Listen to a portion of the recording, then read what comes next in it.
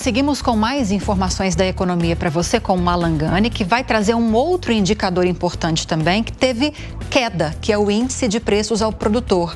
Esse índice é divulgado pelo IBGE, né, Gani? Exatamente. Qual foi o resultado? Então, esse índice, ele capta a inflação na indústria, né? Quando a gente tem o IPCA, Índice de Preço ao Consumidor Amplo, ele mede a variação de preço no varejo, né? Então, do que a gente consome. Então, cabeleireiro se aumentou, caiu de preço, médico, gasolina, energia elétrica.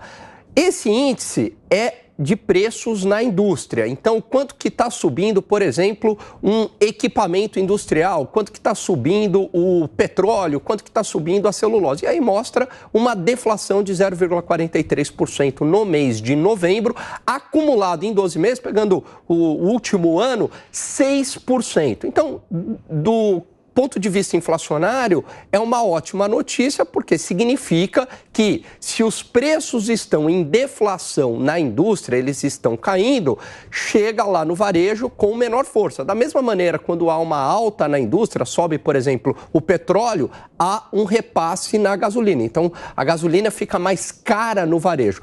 Da mesma maneira, se há uma queda de preços, então isso tende a perder força lá no varejo. Houve queda na indústria de fumo, na indústria de madeira, então, por exemplo, o papel tende a ficar mais barato, e também na indústria extrativa, que aí contempla minério de ferro, petróleo, entre outras matérias-primas, Lívia. A gente tem falado nos últimos dias, Gani, sobre a intenção e o esforço do governo de fomentar a indústria, trazer um processo de reindustrialização. E no começo dessa semana falamos sobre um projeto de lei que o governo encaminhou já ao Congresso Nacional, que trata da depreciação para essas empresas, para essas indústrias. Depreciação acelerada é o termo utilizado.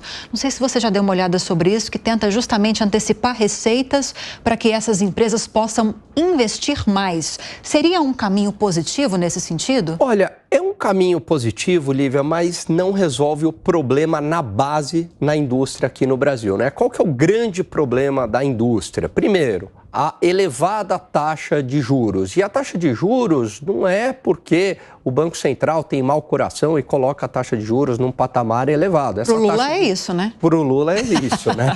Mas, na verdade, essa taxa de juros, ainda num patamar bastante restritivo, decorre de um processo inflacionário, do tamanho do Estado brasileiro, que é muito grande, de um prêmio de risco fiscal. Então, taxas de juros elevadas, decorrente de um Estado grande e de uma inflação persistente, isso acaba prejudicando a indústria. Isso eu estou falando não só nesse governo, né? Historicamente no Brasil. Outro problema é a baixa produtividade da indústria. Então, se a gente compara a nossa indústria com os países asiáticos, né, a gente perde de lavada. Então, isso está ligado ao uso da tecnologia, a combinação da tecnologia com o fator humano. A nossa produtividade humana é muito baixa, decorrente, né, de uma educação precária, de uma educação não tão técnica, e também impostos muito elevados. Não só os impostos elevados, como também uma complexidade do sistema tributário. Isso a reforma tributária, pelo menos em relação à complexidade, ela tenta atacar. Em relação à diminuição da carga tributária, não. Então, enquanto a gente não atacar esses problemas mais estruturais, essas medidas serão paliativas, Lívia. Malangani já volta com mais informações.